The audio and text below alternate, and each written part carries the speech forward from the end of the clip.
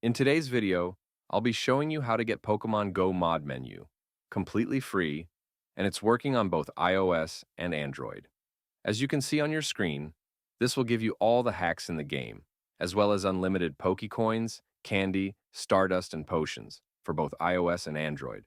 I have a bunch of options right here, such as Spoofer, unlimited Pokecoins, candy, Stardust, and potions, Joystick, teleport, auto walk, and much more.